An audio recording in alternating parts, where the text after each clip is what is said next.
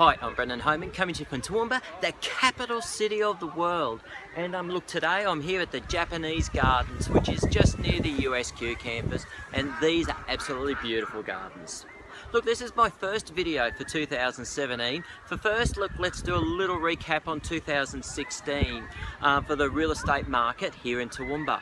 And look, it was a pretty steady as she goes years. A lot of things happened. Look, the bypass, which is going right around Toowoomba, 42 kilometres, and a new second range crossing, that is well and truly happening, so it's good to see the progress on that, as well as Grand Central. And look, that's only a few months off completion, but it's a huge big extension to the shopping centre there and going to be a great asset to the town. I've got to say that I am very disappointed on the number of local jobs that have been created from those two projects. The bypass especially, they promise 75% local job content. Now look, this is just my observation. Really look at the true locals, most of them are administration. And I know a lot of people actually travelling from way out of town, Ipswich, Brisbane, places like that. So I actually think that's very sad that they have not been able to enforce that local job content. Anyway, look, going forward to 2017. Now this is Brendan's crystal ball, so please, it may or may not actually happen. Do your own research, but this is my predictions.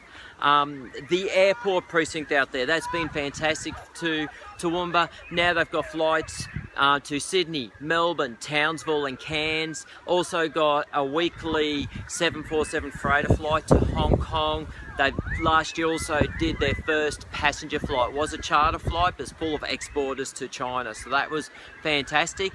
Going forward, I can only see the local domestic passenger flights increasing. I think this airport's been a wonderful asset. We don't have to travel to Brisbane anymore, so it's going to get busier and busier. Look, from my sources, we could probably be up to around about 4 or 5 weekly freighter flights going overseas with our produce. That's cargo, but look, that is fantastic news because that's creating jobs. You know, Story Farms with their lettuce out there, the local meatworks, there's so many exporters. The planes are full now, so they're about to add on more flights. And all those exporters, that's creating new jobs, new markets for them, which we didn't have already. Look, the other thing which I think you're really going to see push ahead is through 2016, nearly every week there's another factory application in the newspaper to build a new factory out there. Now, you don't actually see these factories getting built yet because obviously they take a little bit of lead time to get through council, get the approvals and actually get it going. But look, they're going to start getting built and each one of those is going to create jobs. Look, it might be 30 jobs here, 70 jobs there, 80 jobs there, 200 jobs here. But look, all of those jobs, that's people, that's new jobs, people coming to town, and you know, those jobs need more support people. There's more people to build houses and things like that. So I tell you what, if you haven't been for a drive out to that Charlton or Wellcamp industrial area in the last year or so, go for a drive out there.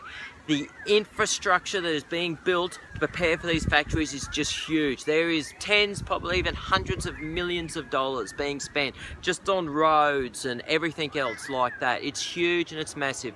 And I'll tell you what, like the Wagners and the FK Gardeners and those families who are behind this, they're not silly people. So they're not spending their money for nothing. The other big thing I think next year you're going to see is this new data centre being built. Now it's huge. It's like houses the main, you know, it's the brains of your computers basically. They're putting one of those at Charlton, so that's going to be fantastic. Look, my predictions on interest rates this year, look, I think we could possibly get 1, maybe 2 increases. It's going to be slight, and if that, it'll be like a couple of 1/4% or 0.5% in total.